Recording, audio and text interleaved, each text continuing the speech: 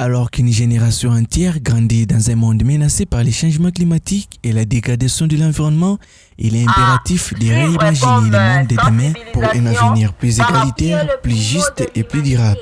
En tant que milieu d'apprentissage, certaines écoles montent des stratégies pour mettre les enfants et les jeunes au centre des initiatives qui visent à agir sur les enjeux climatiques en RDC. Une lutte qui veut mener les projets École verte.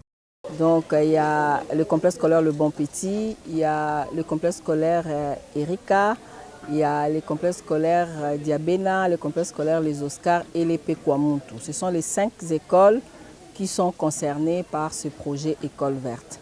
Alors à Paris, il y a aussi 5 concessionnaires qui ont des grandes étendues à Kimwenza, et aussi ils étaient concernés. Par rapport au reboisement, et puis il y a les chefs du quartier, les chefs de bureau, les parents des élèves sont là les parties prenantes de ce projet, et ils ont eu à tenir des pépinières scolaires. Les 5 pépinières scolaires ont produit plus ou moins 10 000 plantiles d'acacias, d'arbres fruitiers comme les safoutiers, les avocatiers et les manguiers, et arrivé à la maturation, nous avons eu à les reboiser. La RDC possède de grandes ressources naturelles et une grande biodiversité, de vastes étendues de végétation et des ressources hydriques conséquentes. Malgré ces conditions favorables, le pays subit certaines actions humaines néfastes pour l'environnement, comme la déforestation, le braconnage, la pollution des cours d'eau et l'insalubrité. Les enfants doivent être formés afin de préparer une génération meilleure qui prendra en compte l'équilibre de la biodiversité. Cette fois-ci, on a fait participer les élèves pour aller reboiser ensemble dans une école qui s'appelle Erika, qui est à la fois une école verte et site de reboisement. Parce qu'ils ont un grand étendue qui permet à ce qu'on puisse faire le reboisement.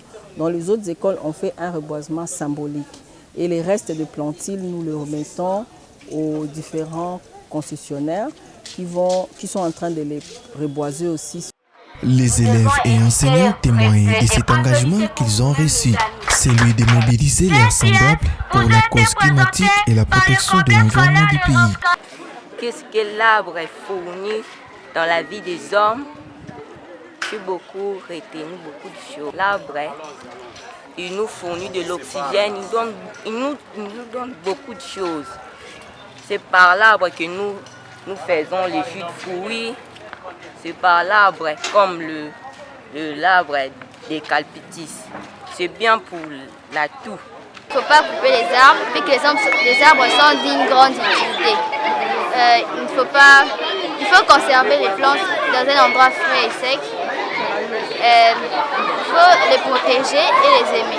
À Kinshasa, tout comme dans d'autres villes, les écoles s'activent de plus en plus à intégrer les sujets liés à la gestion des déchets, de l'accès à l'eau potable, de l'importance de l'éducation environnementale, la scolarisation, de la protection de la faune et de la flore, la résilience des populations et la mobilisation communautaire pour un avenir plus sain et plus durable.